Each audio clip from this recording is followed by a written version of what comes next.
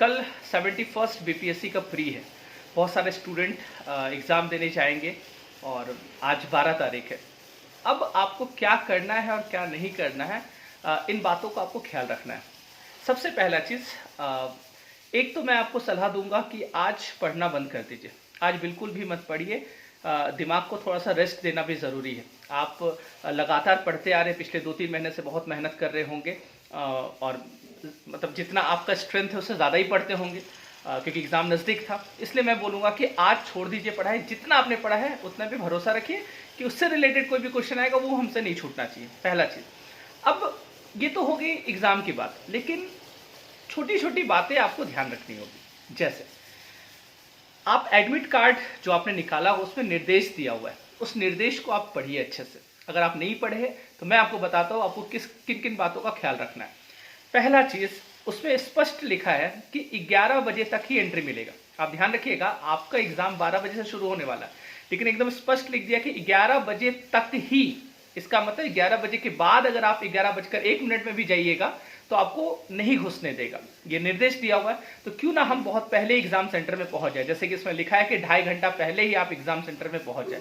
और exam centre में अगर आप जल्दी पहुंच जाते हैं तो आपको सुविधा ही होता है, ताकि भटकना नहीं पड़ता। और कहीं ना कहीं 2-2.5 घंटा अगर आप वहां पे रहते तो थोड़ा सा ब्रेन को भी रेस्ट मिल जाता। नहीं तो आप भटकते भटकते एग्जाम सेंटर में पहुंचते और हड़बड़ा के एग्जाम के अंदर एग्जामिनेशन हॉल में घुसेंगे तो शायद वहां इफेक्ट पड़े आपके एग्जाम में।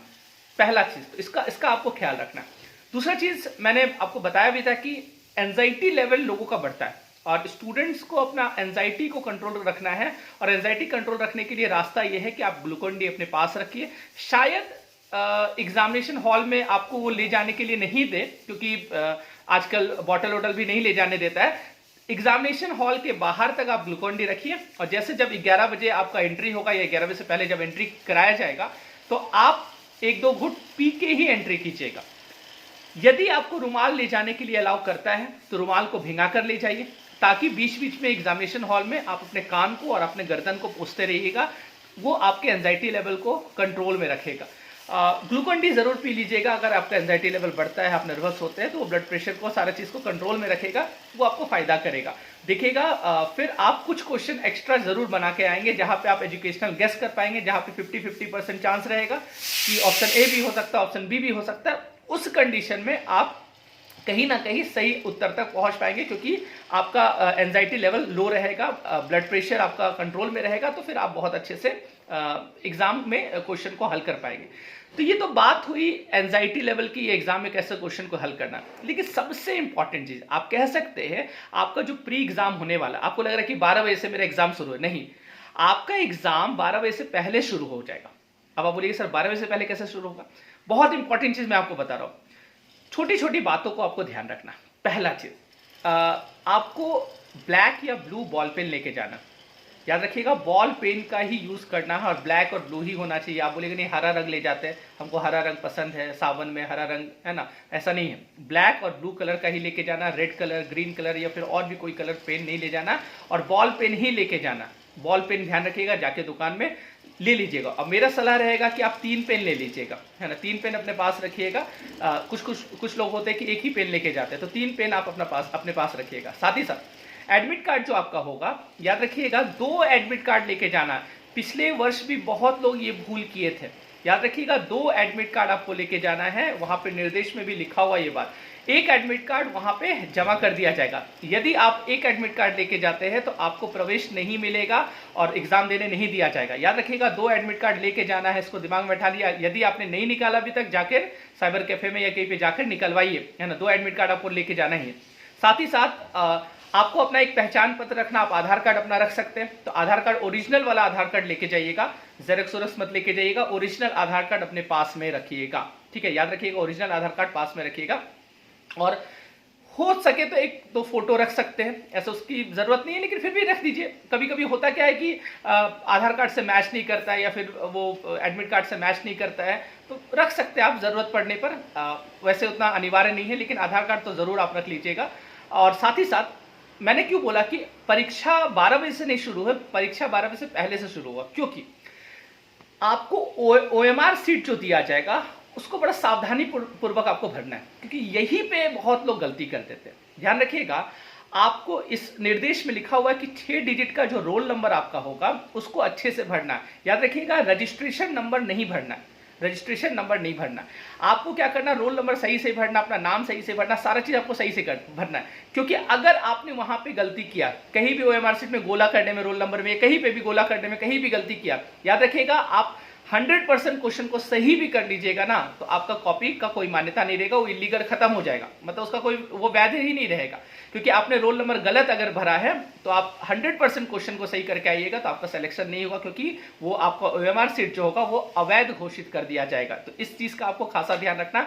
आपको रोल नंबर को बहुत सावधानी पूर्वक भरना है, क्योंकि एग्जामिनेशन हॉल में क्या होता है, हल्ला होते रहता है, बगल वाला कुछ बोला, पीछे में कुछ बोला, या मैडम सर लोग जो रहते हैं वहां पे वो लोग कुछ बोल दिए, तो आपको उस समय पूरे एकाग्रता के साथ उस ओएमआर शीट पे आपका फोकस होना चाहिए और कहीं भी आपका फोकस नहीं होना चाहिए। उस ओएमआर शीट में फोकस रखिएगा और एकाग्रता के साथ एक एक चीज ध्यान से ऐसे देखिएगा। जैसे मान लीजिए 4 2 ऐसे करके आपको लिखना है, तो आप 4 देख रहे हैं तो ध्यान से 1 2 3 4 अच्छे से ओएमआर शीट में देखिएगा, हल्का सा बिंदी दे दीजिएगा, उसके बाद फिर से एक बार मिला लीजिएगा, फिर उसको फिल कीजिएगा, ताकि वो गलती नहीं होना चाहिए। ध्यान रखिए वो गलती नहीं होना चाहिए। साथ ही साथ बहुत लोग ऐसा करते हैं कि इरेजर का प्रयोग कर देते हैं, कोई रबड़ ले आते हैं, या फिर कोई ब्लेड का प्रयोग कर देते हैं, या व्हाइटनर उसमें लगा देते हैं अगर गलती हो जाता। तो ये सब यदि अगर आप ये सब करते हैं, याद रखिएगा इनवैलिड हो जाएगा, कोई फायदा नहीं है सब करने से।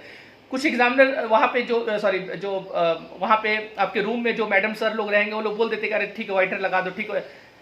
किसी का आपको नहीं सुनना, आप खुद पढ़े लिखे हैं, आप खुद सिविल सर्वेंट बनने जा रहे हैं, एक बड़ा पोस्ट आपको मिलने वाला है, तो आपके अंदर वो एटीट्यूड होना चाहिए कि आपको पता होना चाहिए कि हमको क्या भरना क्या नहीं भरना। आप इंस्ट्रक्शन पूरा पढ़ के जाइएगा, वहां पे जहां जहां जो अब वहां पे लिखा हुआ कि यहाँ रोल नंबर भरना है, तो भी आप पूछ रहे जाके मैडम यहाँ रोल नंबर भरना है कि रजिस्ट्रेशन नंबर भरना, तो पूछने का कोई मतलब नहीं। या फिर वहां पे टीचर क्या बताएंगे, आप खुद अपने दिमाग लगाइएगा। आप उस लेवल पर आप समझते हैं आपको एक बहुत बड़ी जिम्मेदारी मिलने वाली है जब आपका सिलेक्शन होगा। आप देश के लिए क्या करेंगे, आप पॉलिसी को इंप्लीमेंट करेंगे, भविष्य में पॉलिसी बनाने में आपको शामिल किया जाएगा, तो इतनी बड़ी जिम्मेदारी आपको दी जाएगी, तो आपको अभी से उसके लिए क्या करना पड़ेगा, वो एटीट्यूड डेवलप करना पड़ेगा। आपको कम से कम पूछना है, जहां ऐसा जरूरत हो पूछ लीजिएगा, लेकिन उनसे एक चीज आप ध्यान रखिएगा, वहां पे जितने लोग हैं जो इंचार्ज वगैरह रहेंगे उनसे ज्यादा आप जानेंगे, उसमें कोई आपको है ना, आपको पूछने की आवश्यकता नहीं, स्पष्ट लिखा हुआ है सारा चीज, तो इसको आप ध्यान रखिएगा। बहुत लोग ये भी कंफ्यूज होते हैं, सर नाम कैसे भरे, यहाँ पे एड्रेस अगर पूछता तो सर ये क्या भरे, एग्जाम का क्या नाम, आपके एडमिट कार्ड में सारा चीज लिखा हुआ, उन तमाम चीज को आप क्या कीजिएगा, भरिएगा। दूसरा चीज साथ आप कैलकुलेटर हो गया या फिर घड़ी हो गया, ये सब अलाउ नहीं किया गया, तो आप ध्यान रखिएगा ये सब अलाउ नहीं किया गया आपको। आप कैलकुलेटर हो गया, अच्छा घड़ी में भी लिख दिया गया है कि कोई ऐसा इलेक्ट्रॉनिक वगैरह नहीं, सामान्य घड़ी भी जो होता है वो भी आप नहीं लेके जा सकते हैं। तो ऐसे साधारण घड़ी जो होता है वो भी आप लेके नहीं जा सकते, वो सब अलाउ नहीं किया गया। तो इन तमाम बातों का इन तमाम बातों को आप क्या करिएगा, ध्यान रखिएगा, बहुत इंपॉर्टेंट है ये सब चीज, क्योंकि इन चीज को हम लोग क्या करते हैं, इन सब चीजों को इग्नोर कर देते हैं, ध्यान नहीं देते। ये सब चीज बहुत इंपॉर्टेंट है, बहुत ज्यादा इंपॉर्टेंट है। एग्जामिनेशन हॉल में जब आप रहिएगा, लेफ्ट राइट आगे पीछे कहीं भी बात मत करिएगा। आप जो आपके इंचार्ज रहेंगे, जो आपकी क्लासरूम में जो आपको जो टीचर मैडम जो भी रहेंगे, उनके नजर में आप मत आइएगा कि नहीं ये लग रहा है ये चोरी तो नहीं कर रहा है। आप कुछ भी बात करेंगे तो उन लोग को कहीं ना कहीं शक होगा आप पर, तो हो सकता है आपको वहां पे क्या करते हैं, निष्कासित कर दे, कुछ भी हो सकता है। तो इन छोटी छोटी बातों का आपको क्या करना है, ख्याल रखना है। तो ये आपको एग्जाम से पहले, आप कह सकते हैं परीक्षा से पहले की परीक्षा, तो आपको सबसे पहले सफल होना कहां पे, परीक्षा के पहले की परीक्षा में सफल होना, उसके बाद ही फिर आप वो क्वेश्चन को देखिएगा। क्वेश्चन खुलने से पहले ध्यान रखिएगा, मैंने जैसा आपको बताया था पहले भी, उस चीज का ध्यान रखिएगा। आपको ध्यान ये रखना है कि जो क्वेश्चन रहेगा उसमें पहला राउंड में आप चलिएगा, जो क्वेश्चन आपको आएगा उस क्वेश्चन को बनाइएगा, और जहां पे आपको डाउट लगेगा वहां पे कोई साइन बना दीजिएगा क्वेश्चन पेपर में कि अब सेकंड राउंड में जब हम आएंगे तब उस क्वेश्चन को टच करेंगे। जहां पे आपको 50% लगेगा ना, हाँ 50-50% है, ऑप्शन ए भी हो सकता है, ऑप्शन बी भी हो सकता है, उस तरह का क्वेश्चन को आप जरूर अटेम्प्ट करिएगा। निगेटिव मार्किंग भी है, ध्यान रखिएगा, ऐसा नहीं कि 100% क्वेश्चन को आप टच करके आ गए। निगेटिव मार्किंग लिख दिया वहां पे 1/3 है ना, ध्यान रखिएगा 1/3 निगेटिव मार्किंग है, एक क्वेश्चन पे 1/3 नंबर आपका क्या हो जाएगा, कट जाएगा। तो इस बात इन तमाम बातों को आपको क्या करना है, ध्यान रखना है। और मेरी शुभकामनाएं हैं, आप अच्छे से एग्जाम दीजिए, ऑल द वेरी बेस्ट, आपका एग्जाम अच्छा जाएगा, बिल्कुल चिंतित ना होए और अपना बेस्ट देके आइए। बस यही चीज दिमाग में रखना है, रिजल्ट के बारे में नहीं सोचना है, दिमाग में सिर्फ ये रखना है कि हमको अपना बेस्ट देना है। All the best.